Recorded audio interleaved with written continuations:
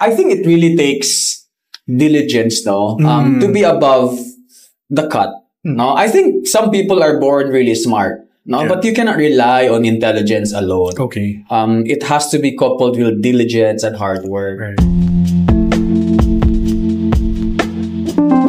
This episode is in partnership with Cacao Maranao, a social enterprise supporting local Maranao farmers, turning homegrown cacao into rich and meaningful chocolate bars. Check out their page and support local. Stay sharp and stay prepared. Digest PH offers codals, case briefs, and study materials trusted by both law students and lawyers. User code LAWSDigest for 20% off your subscription. Visit their website at www.digest.ph.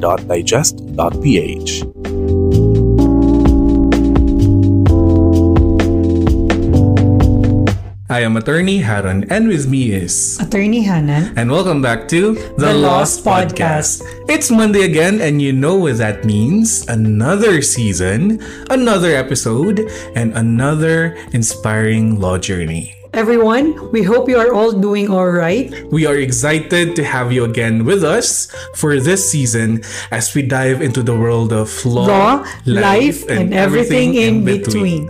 So grab your headphones, settle in, and maybe pour yourself a cup of coffee or tea because it's time to get lost. Uy, Attorney Haron, we're back! Yes, alhamdulillah. Welcome back. Kamusta, Attorney Hanan? Okay lang, parang it feels like first recording na naman natin Okay, ito. no? That's... Parang beginner ulit. So bear with us. That's 4 months of hiatus, no? Yeah. Off season for the TLP.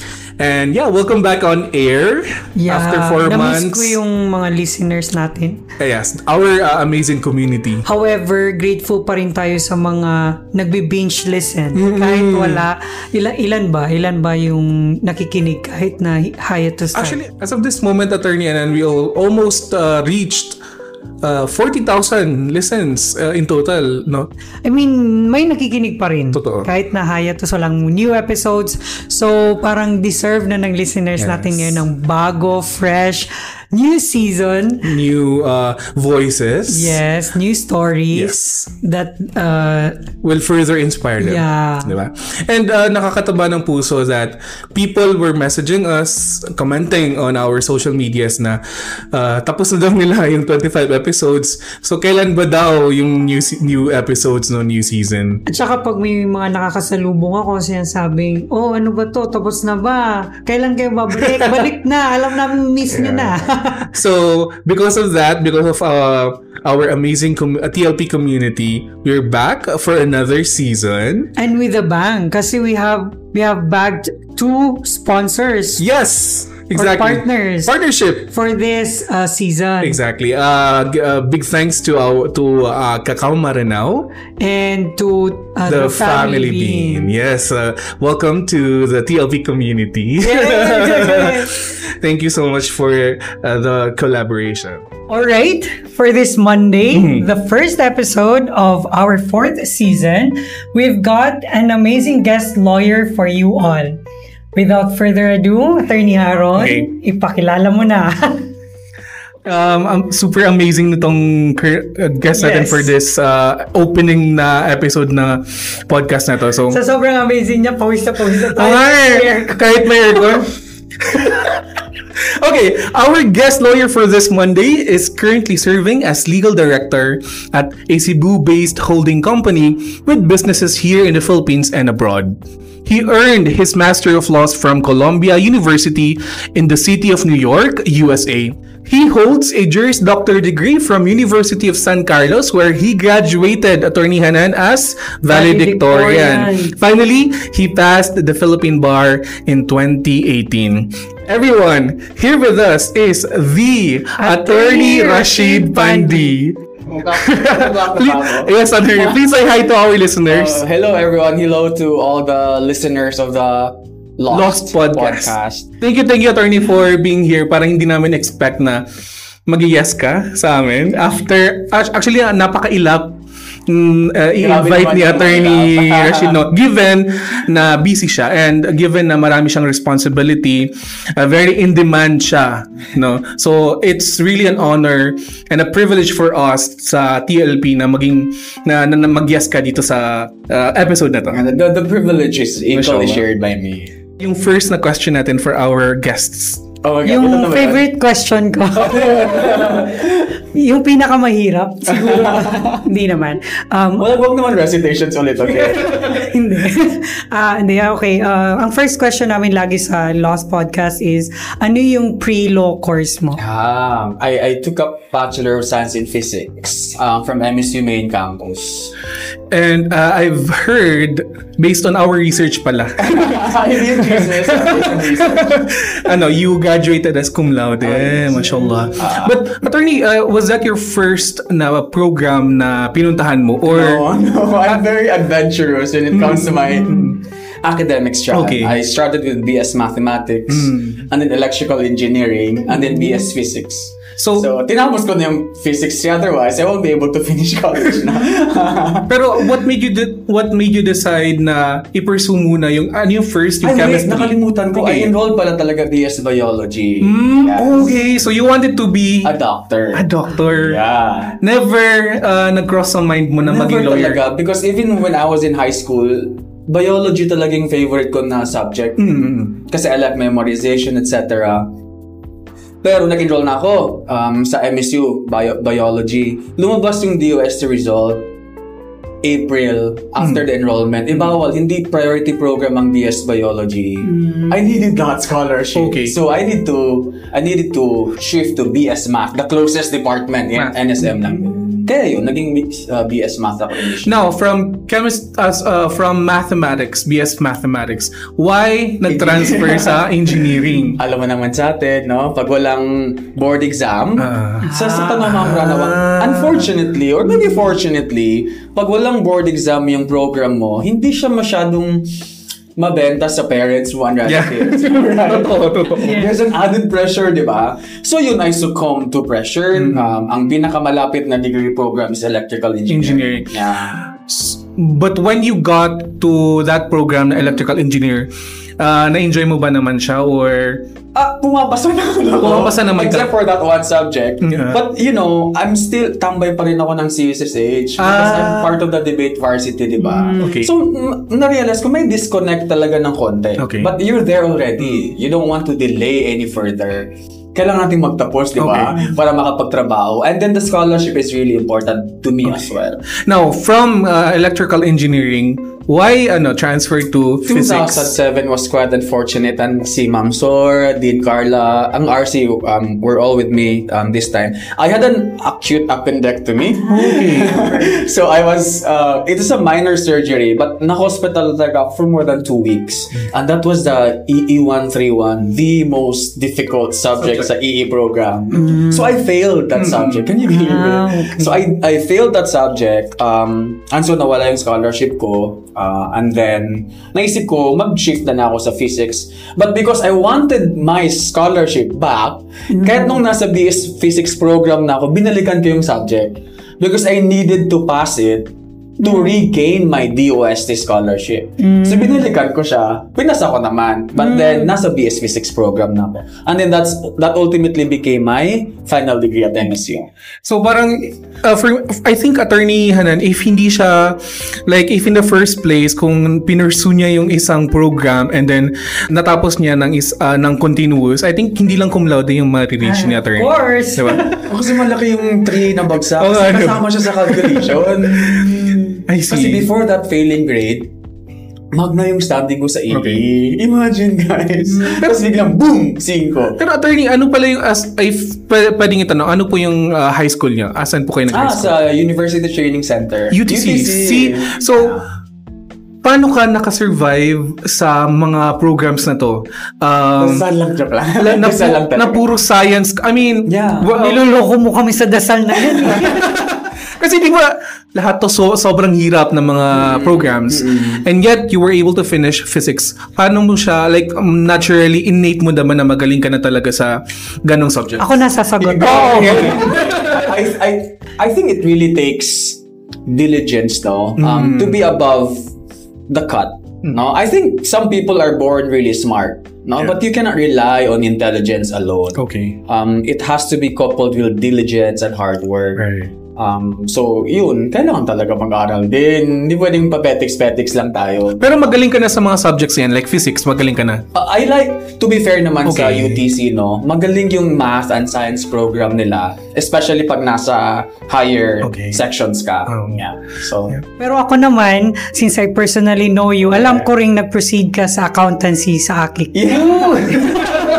Sabi ko sa inyo, very adventurous ako sa academe.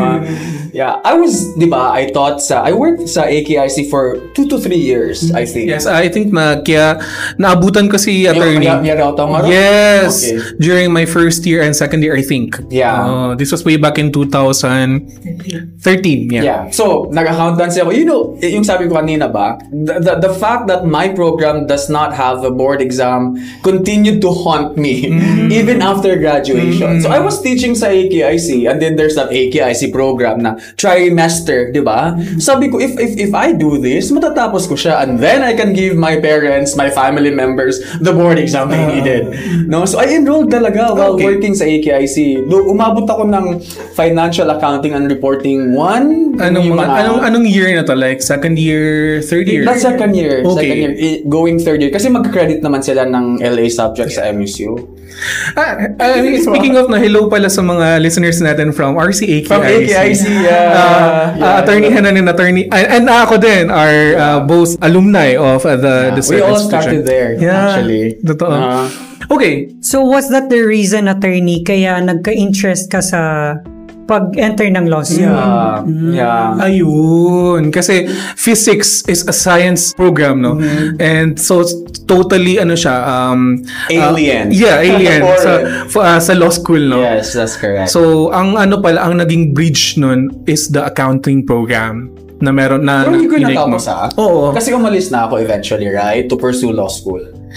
And so, meaning, ayaw niya ng board lang yung ibigay niya sa parents niya. Gusto niya bar. Para matapos na, di ba? Like, pero, attorney, ba't di mo siya tinapos yung accountancy mo? Because nandun na yung offer for me to pursue law school. Oh. I mean, hindi naman offer. Nandun yung possibility. Nag-open na yung doors for me to pursue law school. So, yun na. Diniretso ko na lang siya mag-law school. Now, why, of all the law schools in the Philippines, hindi ba yung mga top law schools, why did you choose na USC, University of San Carlos? Actually, during that time, wala talaga sa isip ko yung whether it's a top law school or not. No? Ngayon ko lang na-realize yung mga rankings na yun. Obviously, Manila is out of the question for me. We cannot afford it. Pinag-ipunan ko kasi yung, I worked sa AKIC. So, I really saved enough for my law school. Kasi walang ibang magpapaaral sa akin. San Carlos is the closest na out of my comfort zone. Okay. Diba? So at least nasa Cebu. And I've never been to Cebu prior to that. So kaya yun ang pinuntahan. Kasi it's out of my comfort zone. It's relatively cheaper than the other law schools na private. No? So, than Xavier? Yeah. Wow. Surprisingly, it's relatively cheaper than Xavier. Okay. Oo. So I went to San Carlos. Narinig namin, attorney, that the program that you finished there is the Juris Doctor program with thesis. With thesis, yes. No? So, would you like to tell us about that? Wala, that time kasi, wala pa yung LLB automatic JD. Right? So, during my generation talaga, no? Ang tanda na. During my time, either you enroll in the LLB program, you enroll in the JD program with thesis track, or you enroll in the JD program with litigation track. Pag JD ka, you really have to have thesis. Otherwise, if ayaw mo mag-thesis, LLB yung matatapos mo. So, sa graduation namin, separate talaga yung JD at saka yung LLB. Bakit doon ka pumunta sa JD and not LLB? Yeah. Because I was already thinking about the possibility of further studies abroad. Master. Or working abroad. Kasi ang recognized abroad is JD man. Kaya all other jurisdictions, JD man talaga sa kanila. So, there's that possibility already for me ba? Kino-contemplate ko na siya na maybe I will be working abroad. Maybe I will pursue further studies abroad. So, and also I love to write. To be fair naman. Okay. Gusto kong magsulat ng academic journals, etc. Now, attorney, gusto kong balikan yung pagpasok mo sa law school sa University of San Carlos. And yung sinabi mo kanina, it was your first time to go to Cebu. It was out of your comfort. It was not your comfort zone, diba? So, how was it? Paano yung pag-adjust mo dun when you got there? I overestimated things. Okay. Actually, colorful na naman. After one sem ko, tumigil ako sa USC. Because, number one, kasi when I enrolled there, ginamit ko yung Latin honor ko eh. But pag Latin honor ka kasi, 75% off. So, manageable. But you have to maintain an average of 1.7. Ang taas ng for law school. So, finances, etc. When I went there, parang, hala, kapos ako. Hindi pala kaya to kung ako lang. I really need the support of my family. Kasi, when I went there for the first time, it was really all on me and my savings. So, natapos ko yung one sem, but hindi na ako nakabalik for another sem. Yeah, so I stopped again and worked for a year to save again. So, I worked sa Fulbright in Manila for a year. Tapos, nakapag-save ako ng konti. Pero alam ko hindi talaga kaya yun eh. So, sabi hindi ng parents ko, ng uncle ko, yung si Dr. Tandy, yung mayor ng Punabayabon before. Na, okay, I'm willing to help you out, but dito ka lang sa malapit, Xavier. That's why, nakapag-Xavier Law din ako for 1 year. Okay. Colorful, di ba? So, umuwi ako from my work in Mindanao to continue my law school in Xavier for 1 year. So, naka-credit ka sa...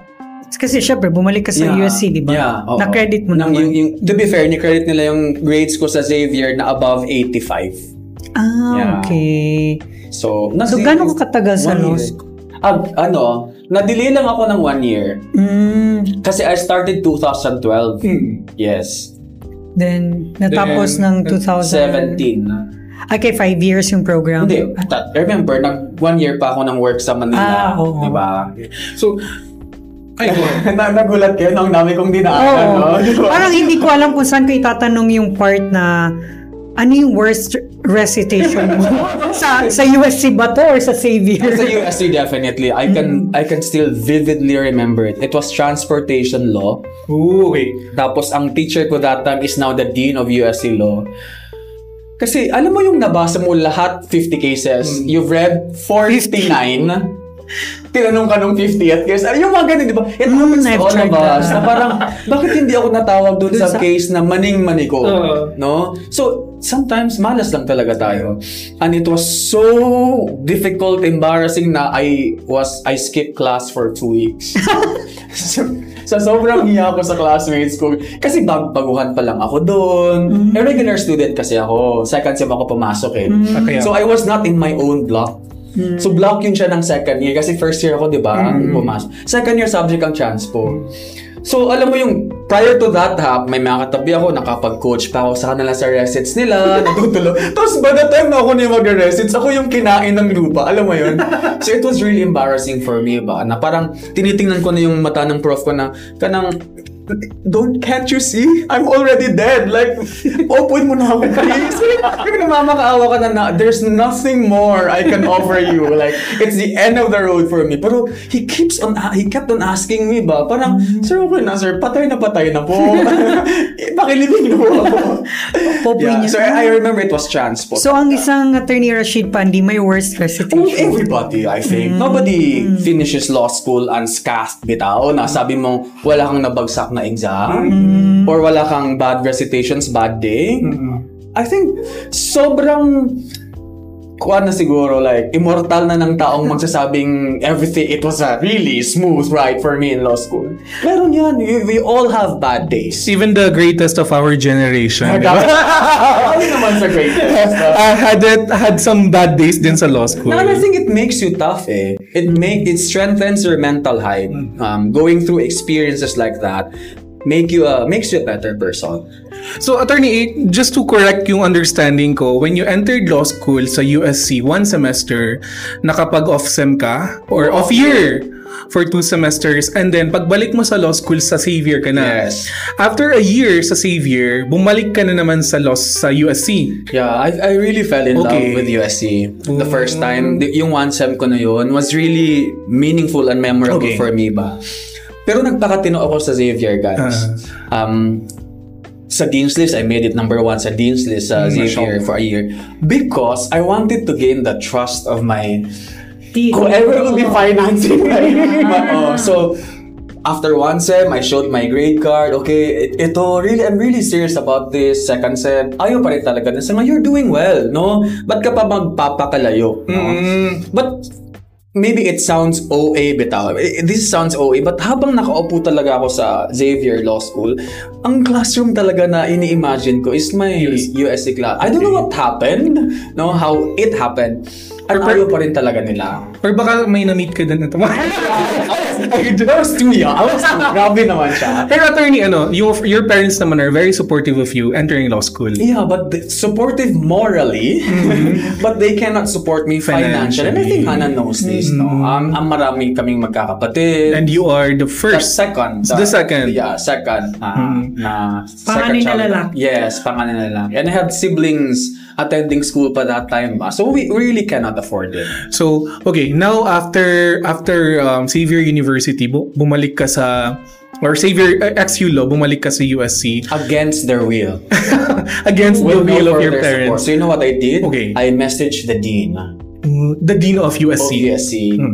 Whether there's any scholarships available.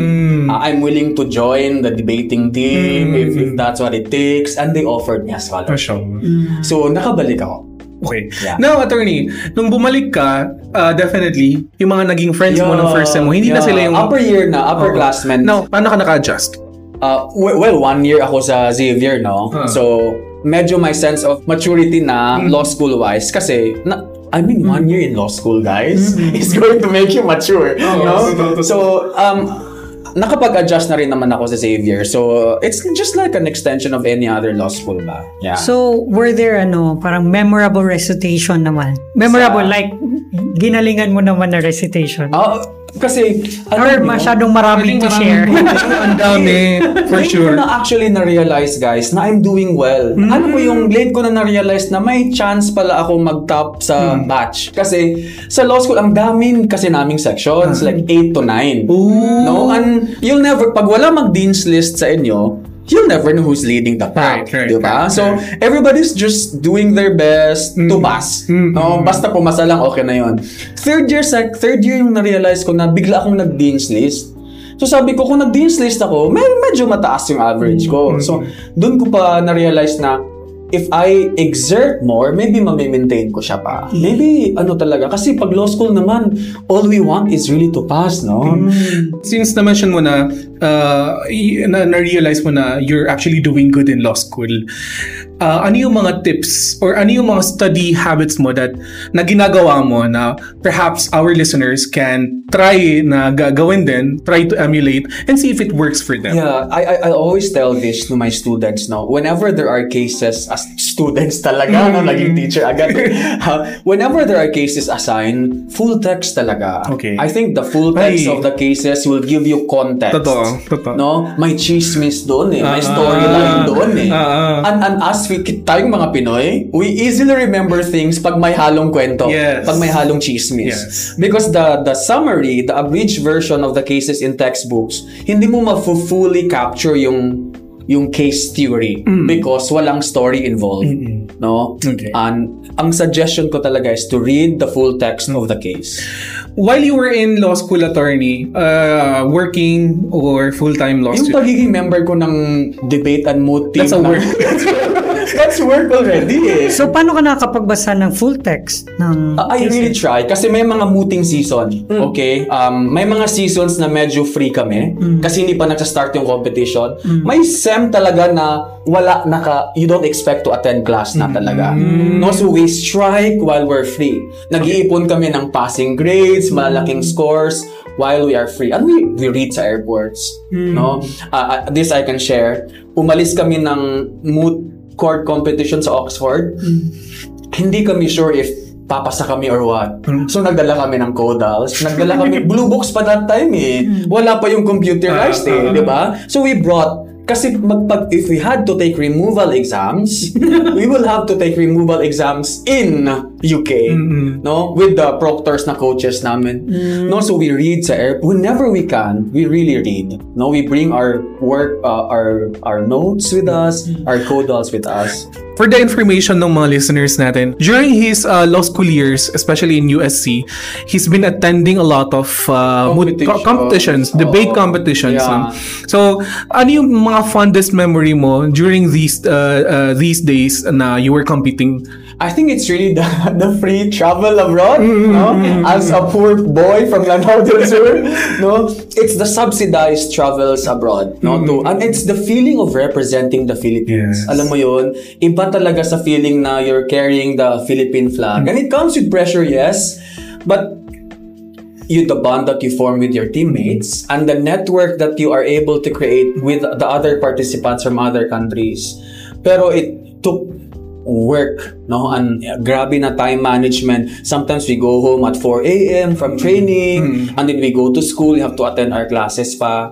Kasi walang special treatment. Just because you are attending and competing so even in abroad. Airports, we have a teacher, and every USC law alumnus knows this person, labor namin, na anytime pwede siya mag-send ng recitation message sa'yo online. Kasi he's a client namin as lawyers. So a client can actually just refer any matter to you, right? So there are times na nasa airport kami, guys, and we're answering questions sa schoolwork namin. Totoo yan. No exaggeration. Attorney, gusto kong malaman yung kung paano yung process na mapili ka to represent the Philippines. Like, do you have to win a debate competition locally before you get to present abroad? Yeah, you have to earn your right to represent the Philippines by winning in the Philippines. Okay, mashallah. So, butas ng karayong talaga yung dadaanan. And you mentioned earlier na parang you've been part of the debate club or debate varsity ng MSU. Yes, MSU Maine. Do you think you being a debater, parang naka-contribute siya dun sa success na tinatamasa mo yun? Or the success that you have right now? You grab yung word, no? Tinatamasa. The success that you have right now. Few people know na ibang-iba talaga ang parliamentary debate at ang moot court. Moot court is really formal, mahinahon. Di ba sa parle, halos magsigawan at magkakina na tayo? Di ba? So, ibang-iba talaga siya. Like, you are really like a diplomat without representing one country. But ang matutulong lang talaga ng pagiging debater mo as undergrad is the ability to think on your feet. No, yung extempo agad, when judges ask you question, you will not be flustered, no? Isip ka ng isasagot mo right away, whether it's wrong or right, as long as you're able to say something. No, so meron talaga. And meron siyang advantage. Yeah, and wala ba akong debate background sa UTC? Wala ka kaming ano yung tawag dyan? Yung school paper and stuff. Yeah. So it's really sariling yung sabi mo na diligence. Yeah, no? Hindi lang intelligence. Kailangan diligence. So if you really want to be something, you have to be more as well. Hindi pwedeng ganito kataas yung pangarap mo, but ang effort mo is hindi proportionate or commensurate sa pangarap mo. Di ba sabi niyo kanina, nag-message kayo kay Dean? Yeah.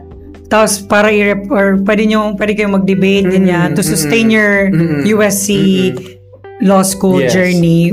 Yun lang talaga yung naka-sustain sa'yo sa... Totoo. I was awarded the presidential scholarship ng USC. Yes. Okay. So, wala yung maintaining grade ha. But dapat din walang failing grade. But despite that, kailangan mo pa rin magpakatino kasi presidential scholarship, diba? It's no small feat, no? And yun na nga, ang naisip ko, hindi naman nila sinabi talaga sa akin na go debate for USC or moot for USC. Hindi. Kasi yung presidential scholarship is awarded to yung mga financially challenged but may capacity, may potential na students.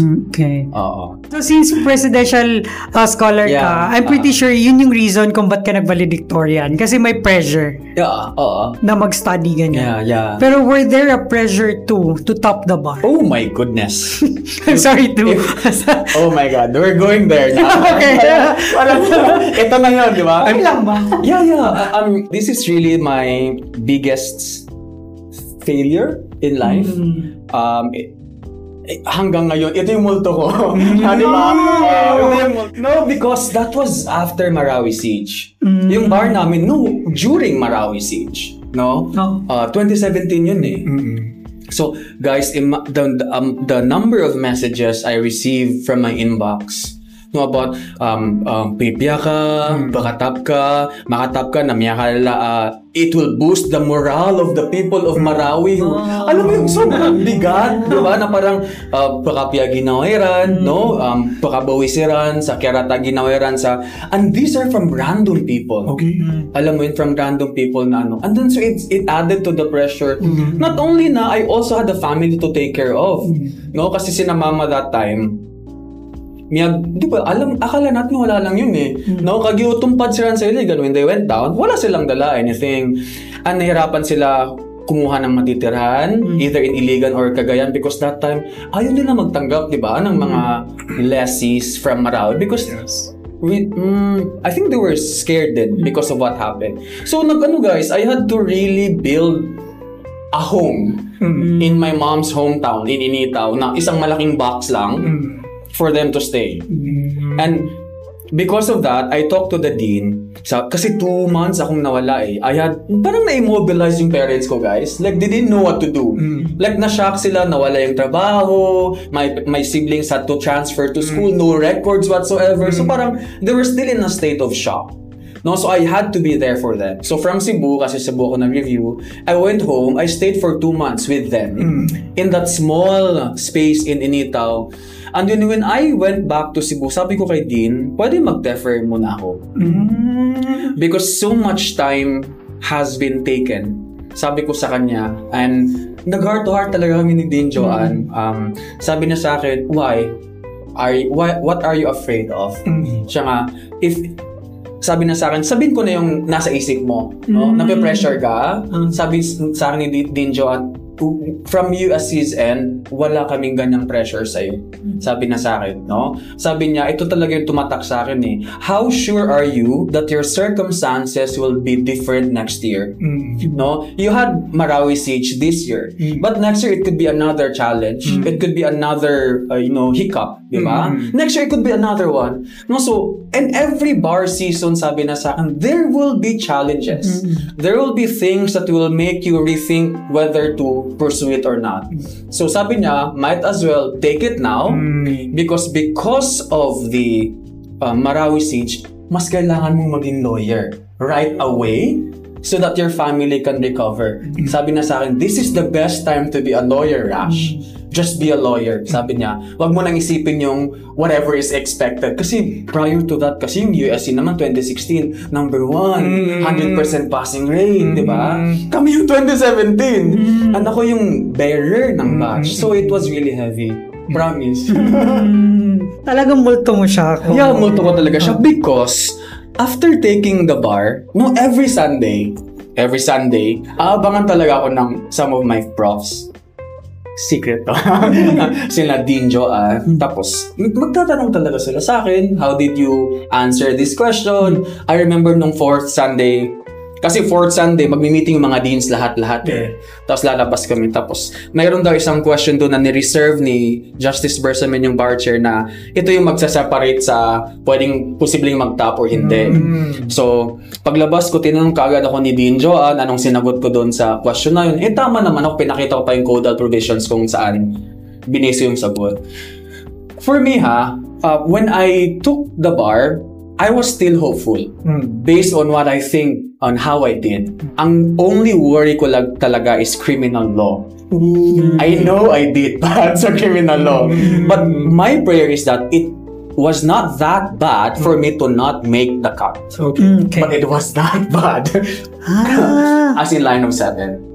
Yeah, everything else 89, 93. Yeah. So cream really pulled my average.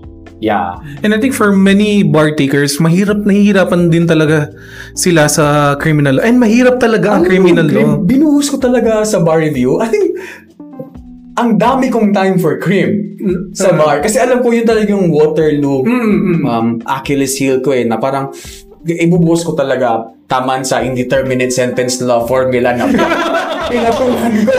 Diba? Pinatulan ko kasi pagdating sa bar talaga, I realized, alam ko, when I went out of that room, I did bad. And boy, was I wrong. I did bad sa cream talaga. Now, attorney, this month is, we are a few months away from the bar exams. Yeah. Do you have any tips for our bar takers? Okay. For our bar takers, you only need to run your own race. Sometimes we have the tendency to ask our batchmates, ilang reads ka na? And how much have you read already from this subject, etc. Nabasa mo ba yung case na ganito? Ganyan. No, so that it adds to the pressure no? Iba-iba tayo ng ways of studying, iba-iba tayo ng ways of coping with stress, etc. So in the bar, you run your own race, no? You know what you needed to do. You know which subjects you need to work on. And you know whether enough na tong first read, second read. No? Kasi some people mag to third read. No? But ikaw, enough na sa yung one read or second read. No? So this is your own race against your own self. No? So that's my first tip. The second tip is really it's emotional strength. More than anything, and you've been through this, no? Yes. Ang bar talaga is hindi labanan ng talino at memorya, no? Hindi lang. Hindi lang. Thank you for the clarification. Kasi parang kailangan Hindi. Pero nakakalimutan kasi yung mental yung emotional fortitude. Di ba? Napaka-emotional natin sa bar. No? I remember when I was reviewing for the bar, may simple text ng sister ko na, kumusta ka? Tutulog yung luha ko. Yung tweet mo na parang na-tweet mo yan, no? Nangumusta lang naman siya, di ba? Tapos, because overwhelmed ka ng emotions, pressure, etc. Very sensitive ka. No? So, tandaan din natin that more than anything, we really have to have strength of character. No? Emotional strength. Kasi, ilang weeks yun that you really have to hold the door for you, your dreams, and your family's dreams. So, sometimes talaga, we don't have to read and know everything. You don't have to read all of the tips, last minute tips, no? Diba? Kasi minsan talaga, it disturbs your psyche no? Igarakuan na, ito nagita din ni-discuss na case, tips, may kuwan na, luminyo. Tapos hindi ko nabasa. Hindi siya lumabas. No? And then you allow that to disturb your peace. Yeah. No? True. So, ang bar is really, especially in the Philippines, alam natin it can be subjective. Kasi tao yung nag-check. No? And sky is the possibility of questions ang dami. Yeah. No? So we don't have control over everything. And I don't want barristers to punish themselves for things that are beyond their control. Diba? I know it's easier said than done kasi tapos na tayo, no? But just be a little bit kinder to yourself. It is important as well to be kind to yourself. Parang I can only imagine din yung pressure on your part nung nagre-review ka kasi totoo, parang inabangan din namin. Graduate ko si Kuya Rush. Sir Rush, ganyan. Promise yun, guys. Pag-top din na, pag-top, ganyan. Tapos when bar ops namin noon ni na Kuya Halim, nakita ka namin sa harap ng Baste. Did you review ba sa Baste? Wala. Hindi ako nag-review. Pero ba't ka andun? Parang coffee shop siya. Kasi I went to Manila October? A month before the bar. Kasi sa Cebu lang talaga ako nagstay. Hindi ako nag-review center. Nag-self-study lang talaga ako. Okay. Yeah, and then I went there. So, sa coffee shop ako nag-aaral. So, lumalapas ako. Nakita ko siya doon and we were like, kotubo, pag-text ka niya. So, parang everyone was like, mailitan sa result. Talagang yung, I can only imagine to na so pressure I'm feeling at it was mounting. It almost consumed me, no? Without yung heart-to-heart talk namin ni Dean Joanne, no, I would really have deferred, no? Kasi hindi ko kakayanin, hindi ko na kinakayang pressure that time. With attaching what happened to us sa Marawi Siege with my topping the bar, game kuswata, no? Alam mo yun, sabi ko, why is it on me now? Diba? So, yun, it was really hard. Now, after the bar exam, attorney, you knew na makakapasa ka? Yes. But were you expecting to top? I was still hoping. Okay. Kaya nung in-announce bitaw ang top notchers, guys, nawala yung name ko, I went back to sleep right away. Saan ka? I was in Cebu. I was already working. Okay. Under bar ako. Sa So, isang hindi mo floor. kasama yung family mo? Hindi. I was in Cebu already. And Makati, I was already working as an under bar associate. So, after ma-announce yung top, hindi mo na chinek kung pumasa ka? Yeah, I was just waiting for calls if they arrive, no? And then I did receive calls. So, that's when I confirmed na pumasa ako. Because I was really confident naman sa chances ko of passing the bar. Now, how did you handle yung ganong feeling? Yung multo? How did you handle it? I just, I just let it slide. Okay. No? But in every occasion, in every speaking engagement, nabibring up talaga siya. No? Gaya ngayon. Like this. So we are unearthing the pain. Pain talaga. Tingnan ko kung pwede. Meron namang sugar warden. May consent naman. No, it recurs to me every year pag mag-announce. Di ba? Bumabalik siya.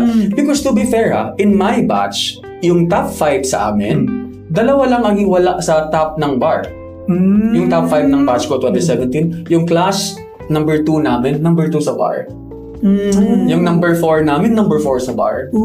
Wait, si Attorney Natuel ba yung ano? Hindi. Sa next batch. So ano yun? Like,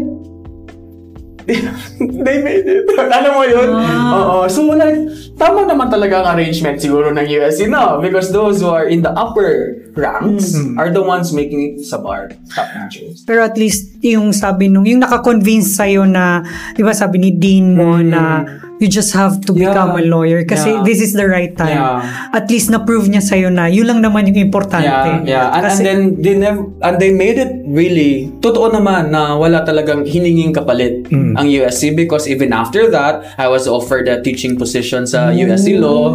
Okay. So parang they never considered it as a liability or something na parang made me a less of a USC Law graduate or less of a person kasi I coached the teams, I taught sa USC, even handled review classes. No, so parang andun pa rin yung tiwala, no? So that really also helped me Oh, I really recover. I really believe din na sikat ka talaga dun. Kasi si Attorney Natuel, parang nag-speech siya sa review class namin sa Baste. Tapos, nagpa-picture ako. Sabi ko, crush ko siya, ganyan. So, nagpa-picture ako sa kanya. Sabi ko, sir, pa-picture po, ganito, ganyan. So, nakita niya, naka-belo ako. So, sabi niya, are you familiar with Attorney Rashid Pandi? Sabi ko, yes, I know Sir Rashid. Ganyan, ganyan. So, parang ganun kakasikat. Kasi, di ba top 2 rin siya ng yun. Kasi, in-apply ko. Valedictorian siya ng USC, number 2 siya ng bar. Kasi yun, parang, yun yung sabi ko sa isang USC. Attorney Noor, si Attorney Noor, US. Si Noor. Oh, yun, Si Noor. yung sabi ko sa kanya, ikaw yung pangatlong favorite ko na galing sa USC Law. Sabi niya, sino yung dalawa? So, first is Sir Rash, of course. The second, sabi ko si Attorney Mark Lee. Oh, And gusto ko lang ding i-highlight, I think it's worth to highlight yung hindi sa kanya binigay lahat. 'Di ba? Kasi you had to work at some point in your And life. you have to stop. Exactly. Diba? 'Di ba? So parang unlike sa mga law students ngayon, you have to work for your enrollment, for your law school. So hindi siya naging madali talaga. for And you. then, I became a lawyer at 30. At 30. okay. Diba? For some, it might be too late, diba? 30 na because, I had to stop, work again, re-enroll. Kasi yung trend ngayon, attorney, is after undergrad, diretso na sa law school. Diretso na, diba? So, alhamdulillah for them. Alhamdulillah, no? But for some, hindi ganun yung circumstances nila. parang makikita mo talaga sa journey ni Sir Rush yung financial incapability ba yun?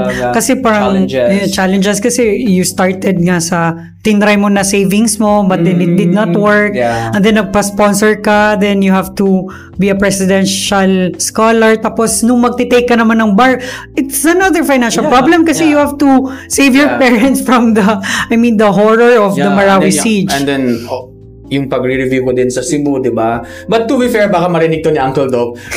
When nakita niyo bumalik ako sa USC, parang they had no choice but to really help me na. Kasi tigiran gusto na talaga doon. Kasi parang he went against our wishes ba na he will stay. Kasi closer talagang Xavier for them. It's safer, no? I mean, yun naman din sa atin, sa mga Maranao. At saka, sabi na you're doing well naman. So tigiran na mapulalagoy kairan in case magka-problem. Pero when they realize na sumiyoro din, no? Nag-support naman si Uncle Doc sa akin. So ang takeaway ko dun is, if you really want to achieve something, no, if you want something talaga in life, just do things, di ba? Parang pamana pagukit-ukit bu. So Allah na the provider. Pag-provide mo sa ways for you to achieve that. Yeah, I think so Allah na He will test your resolve, whether you really want to do this, no?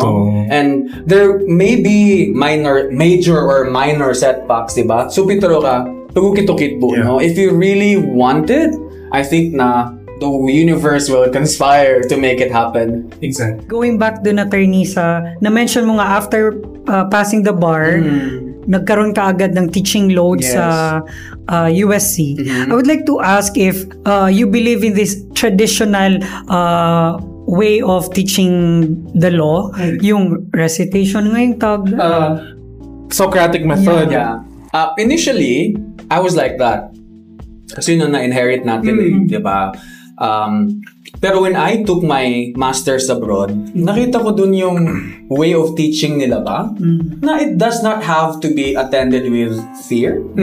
It does not have to be attended with, yung kaba ng dibdib natin, puputok na yung dibdib, di ba? Parang learning can still be achieved ba short of, the usual horrors that we have. So pagbalik ko, I became a much more relaxed na professor because of my experience outside. And I think if you are also a new law professor, parang malaki yung chance na itatry mo talaga yung nakasanayan mo na teaching method na ayang amya lang ang mga professors nga. And alhamdulillah, he was able to explore and learn another teaching methods and he was able to apply it to his classes. I think as a law professor, you also have to study ba? Like ako, nag-google ako how to teach law effectively or how to teach law to this generation. Iba talaga yung generation ngayon. So may mga journals about academic journals about teaching law school. So you really have to self-help measures ba? You have to help yourself kasi mida obu pagilenga ngiro kag man na this is nabaka mi tara during our time. Di ka makapunggunit tigiran. I have to constantly remind myself time mo po yun. The generation now, they are more aware of, sometimes it can be tagged as self-entitled, diba? Or entitlements, but for them it's really awareness of their rights, awareness of reasonableness. So you really also have to know your audience. So sa Maranao, di ka makapungguni ka, makapugimanto ka. Saka yung sinasabi ko kina parents, sabi ko sa Sorhay, sa school na, sabi ko, dapat may mga like innovations tayo na like using of TV, laptops, ganyan, and tablets kasi yun yung generation nila ngayon, hindi na blackboard. Totoo. You will just bore the students kung naka-blackboard ka lang or whiteboard, di ba? Kasi hindi na yun yung interface nila ngayon eh. Correct. That's really true. It's the tablet and that is true for law students nowadays. They're very young generation. Ito yung mga dumaan ng K-12. Di ba? So iba talaga yung pananaw nila, iba yung approach nila towards life, law, and love. Hindi natin nabalikan everything in between. Iba talaga. So I think adjustments have to be made along the way if we want to become efficient and effective na teacher sa law school. Attorney, na-mention mo kanina yung LLM mo sa Columbia University in the city of New York, diba, sa USA. I'd like to ask, attorney, or I'm curious kung yung mga experiences mo during law school, competing outside, competing abroad, no?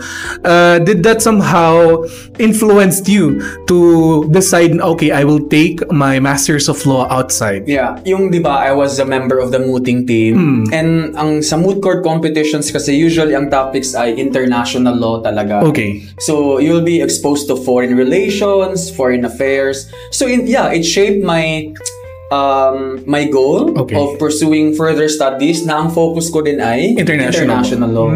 Yeah, so I went there. Columbia kasi has a good international law program. But it was a very humbling experience. Tell us why, attorney. I mean, alam mo yung feeling mo, ang galing-galing mo na. Kasi di ba, nag-represent ka na ng Pilipinas, Philippine champion ka. Pagdating doon, you are just an ordinary student in a sea of geniuses. Parang, minsan pag mag-resits, walang resits kasi doon. No, it's really up to you. O, di ba, nakita naman natin sa mga movies. Yeah. Pero pag nagtanong sila, ko, bakit hindi ko naisip yun? No? Okay. Bakit hindi ko nakita yung angle na yun? No? And so naka-experience or naka-feel pala si Attorney Rush ng ganong feeling I think that's my biggest takeaway sa LLM program ko. It's a good reminder that there is so much more to learn. It's a good reminder that the world is so big. No? There's so much more you can do and you can achieve.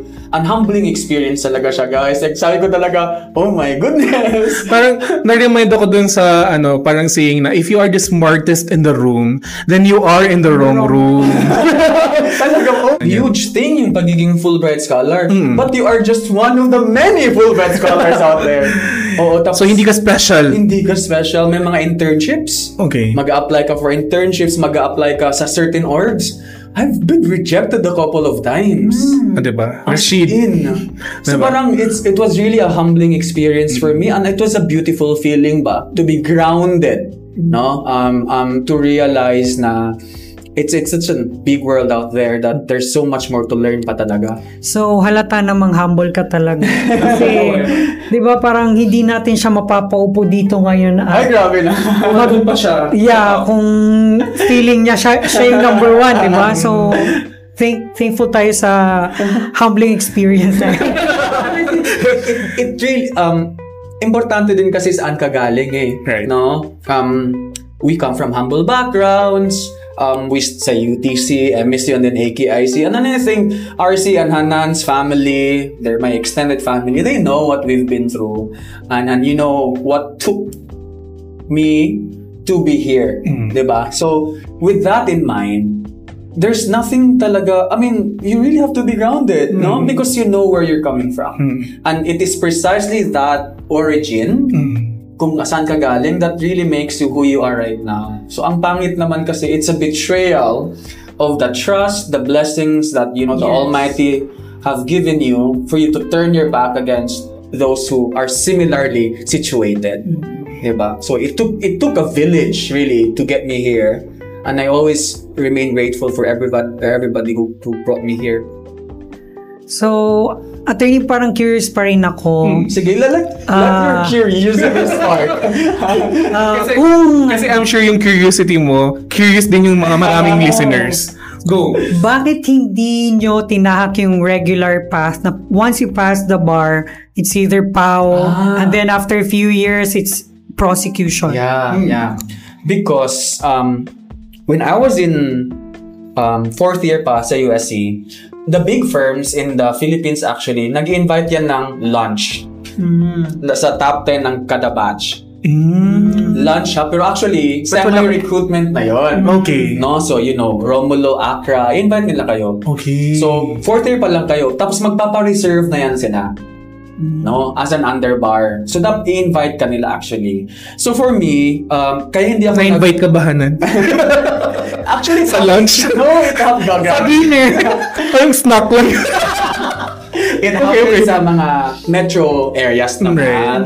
Oo. So, kasi yung firm na pinasukan ko, first time ako na Maranao and Muslim na papasok And usually it's a firm of UP and Ateneo. Right. No, hindi talaga sila tumatanggap usually ng outsiders. Mga provincial law school. Oo. So parang I took it as an opportunity talaga ba to experience what it feels to be in a big law. No, na dominated by schools na we know who are much more popular like UP and Ateneo.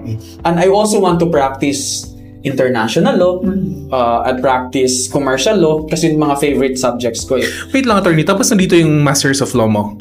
Hindi pa. Kasi underbar pa ako. Right. Alam mo yung underbar ka in a big law firm tapos i-announce yung results, naghahakot na kami, guys.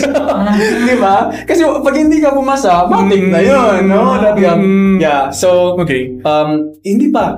During my bar review, I was going through interviews pa nga diba? So, I took it as an opportunity ba para naman may representation tayo ng konti, no? Mga people ngayon, mga law firms handling the biggest clients para lang may experience ko. And I'm thinking about, bakit hindi the usual path? Because I know someday, somehow, I will be home anyway. No? Debu akal ka, punabulingan tawag sa no? So, yun. Hindi ko muna siya na pursue, na consider kasi wala dun, hindi align dun yung interest ko. Bagpawa ko na, hindi commercial cases sa kahandilangan. Diba? And not so much international law as well. Hindi siya part ng interest mo talaga. Yes, whereas in my law firm, there's arbitration, no? There's international transactions involved. So, magagamit mo talaga yung expertise. Yes. You really have to know yourself. Yung sabi nga ni Sir Zed sa previous episode natin na you should yung parang mag-soul search na kung ano yung gusto mong maging practice mo sa lawyering mo, ganun. Like, on my part, yung I'm very vocal sa lahat ng episodes natin na I want table lawyering. Parang ayokong muna yung, wala pa sa interest ko yung litigation. I tried litigation for 6 years. Before, di ba, ngayon, in-house counsel na ako. Kasi it can be tiring, no? Some people really love litigation. They love the adrenaline rush, no? But para sa iba, like for most people, isipin nila again na pag litigation na yan, di mang debate na, di ba, muter? But I didn't enjoy litigation. Yeah, I loved writing pleadings.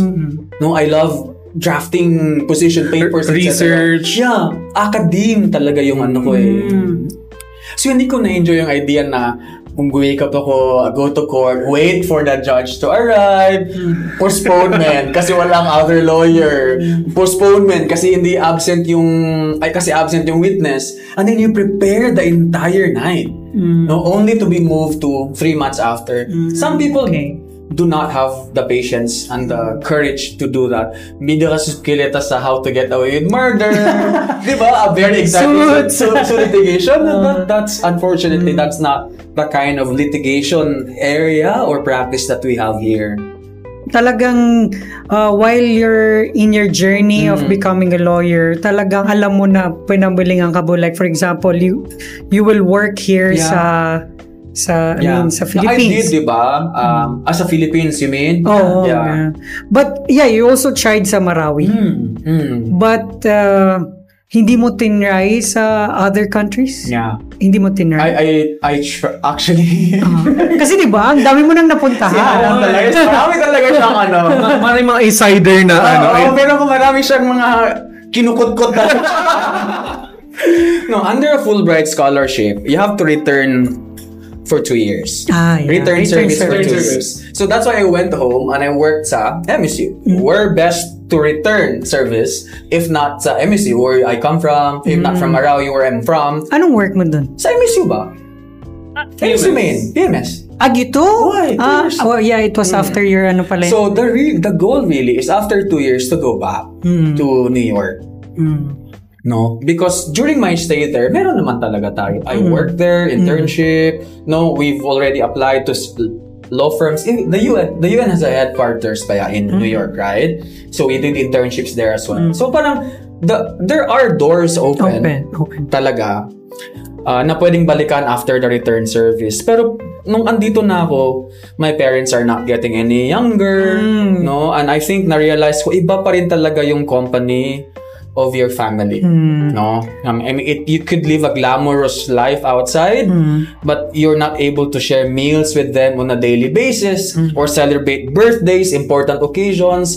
There are things in life na hindi mo mabibili. Yeah, no? That's right. So, parang nangibabaw sa akin yun. That's why I'm here pa. And the pinakamalayong narating mo is Cebu.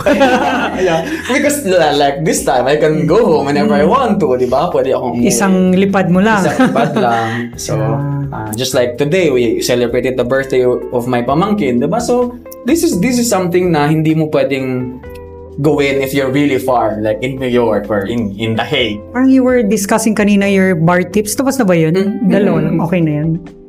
Wala nang ibang idadagdag. Yeah. Ito na yun eh. No? Sa akin talaga, sa bar, importante yung 4 years or 5 years mo in law school. True. Promise. there is nothing you can relearn or learn effectively in the 5 months or 6 months of bar review. It will fly by yung review sa You cannot season cram mo. everything, di ba? 3 months na. Cram, I cram.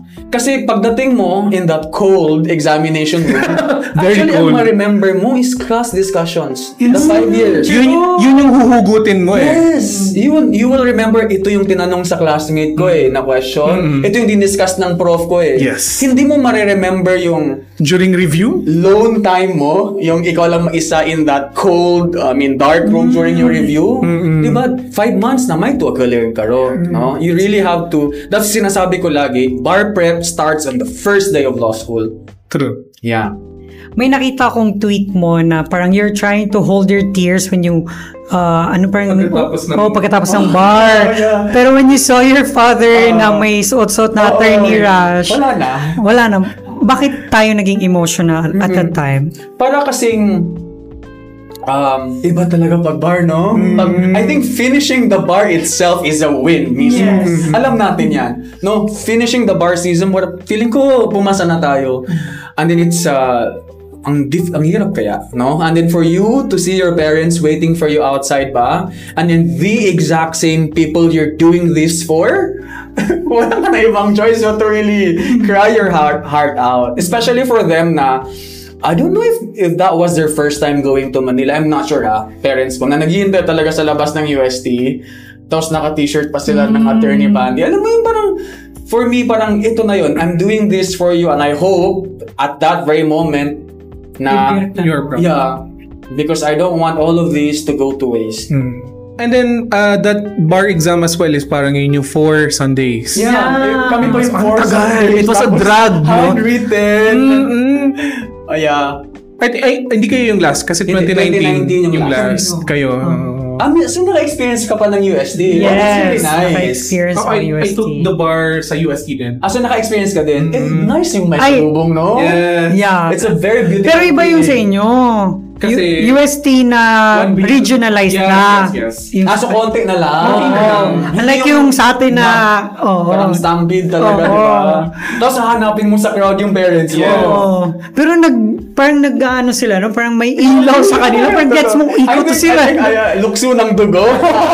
Pinapoint ayun sila, di ba? Despite the crowd, no? You'll really see your parents and family members right away. Attorney, during your law school year ba, your review, do you still go out? Like, do you still enjoy yung mga, like, paglabas yung, like, Yeah. shopping or whatever? Yeah. Diyan ako medyo mayabang Because hindi ako nabusahan so typical nerd Sino sa kuwan? Tono nga. Right. Bula lang Kapamatiya po. ako. Why? I go out with my friends, Ayun. batchmates, etc. Na lumiyo kami matiti kami, video karaoke, na exam the next day, na lumiyo so it happened. Pagmugo sa mga ito. It happened sa political law review. Okay. So, exam namin, fourth year. Sa poly, sa fourth year class, 2 big sections, 77 kami. Sa akong bumiya kapas. Nalaw nga miyo to. Una, miya party ka, immunity party. You know, pag fourth year ka, immune ka na sa USC to. Pero kung miya duma talagang, scoop pa kayo talaga. Sa kami mag-buhay sa batch namin. Batch. Ayun mo yung word na yun. Ano ba? Multo nga daw. Yan, duma ka na. Gito, yan naman ako pag fourth year, mas pinusigido ko pa kasi, ano gusto talaga siya? Kaya tumanang, gito yung mga telltale signs, ko pa kayo sa osto. Gito. So, kakayanin. Naboko tunong, kuha na, dig na siwakan sa life ka, miyagi study book. Na anin damuting pa. Ayun. No? Minsan na, pakumaka na, kilala pa kaya ko ng mga Guys, ako yung nag-represent Philippines. Classmate niyo po ako. Tapos mag-exam kami, for example, true story na yan, mag-exam kami, minsan na may mga exam, midterms or finals na, katatabuan na si kami sa abroad. Right. Competition proper, na at 2 a.m. Ibig sabihin na 2:30 man sa exam mo, na in Washington DC na 12-hour difference. So 2:30 a.m. nang bagnaw kami. Kung timita nga 4th year man mo, nakataon ka, agree to subject ko, napapuno to bar subject ka, agree. Diba? Ano naman subject? Agrarian law. Doon kami agnaw si Dinjo, ang ni putilog doon kami one na may kupya kami kivin. Walang mut-mut dito. Mut-mut dito. Promise. Take the exam. Tiga ka na, biyag na 2:30 in the morning just so she can proctor. So, due to time management pa rin, nabuka privileged in that sense, you can have your easy way out. Pinikiriman kami mong bidinjo, baka muter ka no na sumasana ano. You still have to work for your for that expected JD. Namin na papasa ka. No? Papasa Kasi ka. di ba usually ganun din naman no? Pag when you are representing out your school outside, parang may special treatment talaga. But in your case, wala.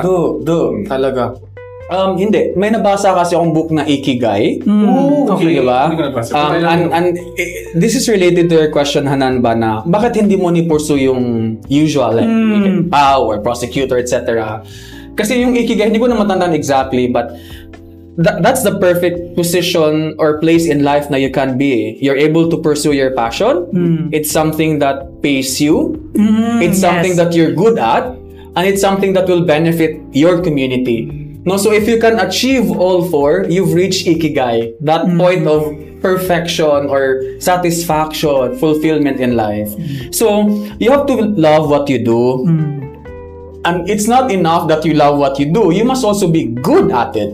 Diba? Because sometimes you love doing this, you love to sing, but you cannot sing. Diba? Yeah, and you must be paid, no? And it's not enough as well that you love what you do because you have tummies to feed, no? So you must be paid. Hindi enough yung passion lang, diba? Yes. And finally, you also have to think about the bigger community around you. So those three things, loving what you do, being paid at it, being good at it, and what you do must be able to serve your community as well. So, ang gusto ko lang i-share is yan ba, na we should all strive to reach that Ikigai. No? I think it's easier said than done again. Mahirap no? Ang dami mong gustong gawin sa buhay, pero ano man naman na di ka klasa. No?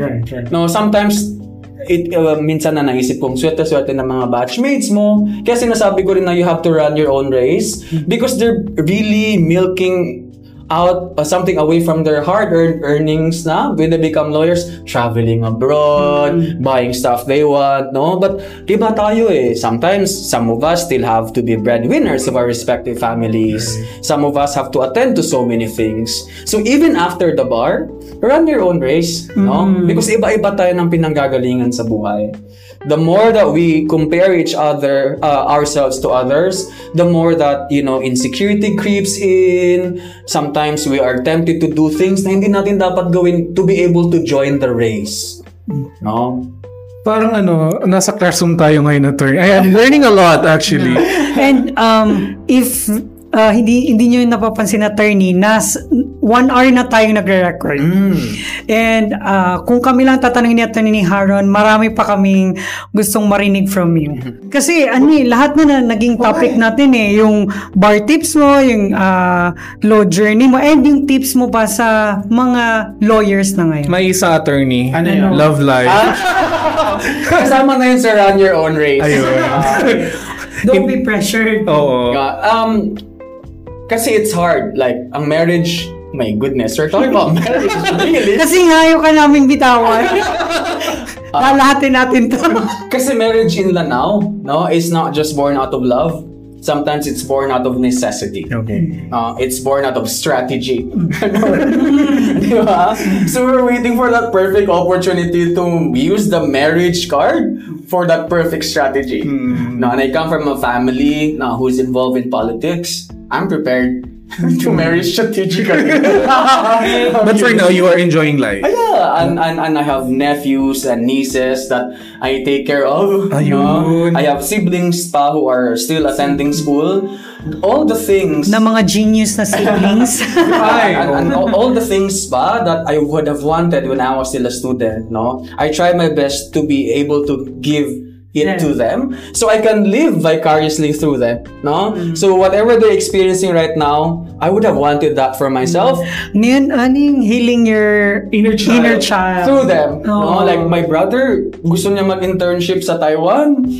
ng internship sa Taiwan, no? So, it can be costly, but I would have wanted that for myself as well. But hindi, wala na, we're past that, no? So, heal our inner child by making our loved ones experience what we would have wanted to in our lifetime. So in other words, Attorney Rashid Pandi is in a V Pandi is in a better place at the moment. He's in a happy place. Yes. Ikigay nga daw, di ba?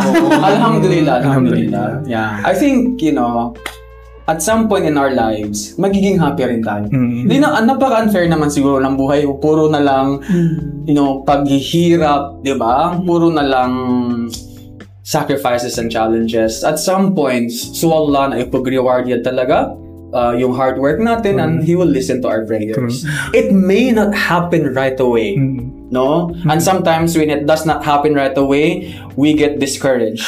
We lose faith. Especially in law school, no? Parang you do so much hard work and then walang reward inside. Totoo. Diba? So, just see through it. Yeah, and I always tell my students in classroom na parang we just have to take it one day at a time. One recits at a time. Because before you know it, oh my goodness, 4th year na pala ako. Layo na pala ng narating mo. So para kasing, if you think about 4 years, it can be daunting. Isipin mo, 4 years na lang ba na laging ganito? Diba? But just finish it one day at a time and reward yourself for finishing one day. No? And then cry when you have to. Rest when you have to. Yes. No? And sometimes if you feel like you're losing yourself in the process, do not force it. No? Sometimes kasi talaga alam mo yan eh. I think we really have to trust our instincts as well because nobody knows us better than our true selves. Diba? Hence, yung title ng podcast natin na The Lost Podcast. Double meaning kasi yan, a law student and yung lost. Kasi, di ba, in law school talagang minsan nalo-lost ka na nakakalimutan mo kung ano yung purpose mo, ano yung goal mo, and you always doubt yourself. Yes, that's true. Di ba? TLPS has been all about sharing stories of lawyers na at one point in their law journey ay na-lost. Yeah, totoo. But at the end of the day, you still find ways talaga to pursue and achieve that goal, diba? That's why sa mga listeners natin na nakikinig at the moment, you listening to us is a manifestation na you want to seek advice and inspiration. Yeah, and misery loves company. No? So parang, di ba how many family occasions have we missed in law school? Ay, sobra. Di ba? Yung mga family gatherings, di ko saan ka pa kayo ano exam bang, etc. But if there's any consolation, and I'm not sure if you can agree with me, it's so worth it. Ay, very worth it. Makaisip ko talaga na I'm so happy I did not give up despite everything. Yes. So many things would have impelled me to give up, but right now, right here, mapturo ka talaga, I'm so glad I braved on. I soldiered on. Yeah, kasi tabyo ko mga hindi mag-agree sa akin, pero di ba yung may gatherings tayong hindi na-attend during law school. Pero when you become a lawyer, kahit hindi mo rin ma-attendan yung event, but just because pinakataling mo mairan si inay attorney, ako siya may attorney, it's as if andun ka sa event. Through them. And that is particularly true for me. Someone na mistizo. Di ba? Yung half-breed. Di ba before, meron may ibang treatment talaga pag half ka, di ba? Culturally. Culturally. Pero I'm so glad times are changing right now. Amya doon na, no? But before growing up, very, very obvious yung differential. Sa generation nyo? Ito na naman tayo. Nag-age reveal na naman tayo. So, thank you for bringing that up, Hanan, because yan lang. The fact that my mom is being more respected now. The fact that my mom has a place at the table now. And my dad as well, my parents. Si Papang kasi construction worker siya dati. So, the fact that they're able to have a place at the table, no, for me that is more than anything I've achieved so far as a lawyer. So it was truly for them, and now I can see they're really living the life. Kaya indeed it's worth it. It is worth it, no? Parang kahit sa part lang na yan, no? Na, do siya na ya torne, do siya maya torne, di ba? Na, miya kapiapiyad mo to, na, so, galingan lang natin, no? Humble beginning talaga yung pinagmulan ni attorney. Kataon na niyan, Nana. Yes. Medyo na-teary-eyed ako doon sa part na yung promise. Yun, parang na-cover na natin lahat kasi na-enjoy natin yung chikahan with Sir Rush. Yung parang, di ba kasi may listeners kami ngayon na lawyers na. Sila yung mga listeners namin na bar reviewees na ngayon lawyers na. So parang, ang ganda na yung episode natin ngayon, parang inclusive masyado kasi it's for those, parang you have shared your lawyering journey and then at the same time yung law school journey mo. So we're just so happy na finally na-realize na tong podcast na to. And ang haba na talaga, Attorney Ham. There are things na hindi mo makikita sa pictures, no? When you check my Facebook profile, no, it's glamorous. Pictures here, pictures there, but what went through prior to that, that's something na I was not able to share, not given the opportunity to share. And that's why I'm happy rin now we have this because para ma-dispel natin yung notions na we had it easy in life. So yun, so I'm really happy as well for this platform to be able to share. Yeah. So attorney, at this point, do you have anyone to give a shout out to? I just to the law students, no? I think you're very courageous to pursue this path. Not everybody will choose this path. Totoo. It's going to be hard. No, it's going to be hard. Brace yourself. There's a reason for these hardships. Right. No, and you are not going through these hardships just so you're going to experience it, no? Parang hindi lang naman to parusa talaga. There's a bigger meaning to all of this. And the meaning might not be apparent now, no? But trust us for na dumaan. It may not be perfectly true, but it will all make sense one day. Yeah. When that day comes, you will thank yourself for taking the courage to stay and to hold the door. Okay? And every day, sobrang daming challenges that will make you reconsider your decision. Okay? You entertain those challenges, no? Reconsider, but we really need more than just hard work. Ago intelligence. We also need emotional strength. And at the end of the day, as I always say, para kanino mo ba to ginagawa? No? You'll be much stronger if you ground this journey of your life to something bigger than yourself. Because kung tayo lang, we can easily give up. Ako lang naman eh. But remember who you're doing this for. Because when you have them always in mind, you have a stronger foundation to pursue and to move forward. And with that, thank you so much. You're welcome. Thank you din. Attorney. I had fun. Kinakabahan ako kanina, but mas kinakabahan pa rin. But it has been fun nga, diba? Thank you so much, Attorney, for spending time with us, for giving us your valuable time in this episode, and for sharing your amazing law journey with us. And that ends our episode for this Monday. Yes. If you enjoyed this episode, don't forget to hit subscribe and leave a comment. And you might want to share it with your friends kasi nga, let's face it, everyone's a little lost sometimes and they might want to listen to some stories they can relate to. Also, please don't forget to tag us on your stories and posts. You can follow us on Facebook, Instagram, and TikTok for daily updates. Thanks for getting lost with us today. We shall see you next Monday. Bye! First episode! Mashallah. Sir, thank you so much. Thank you. I had fun.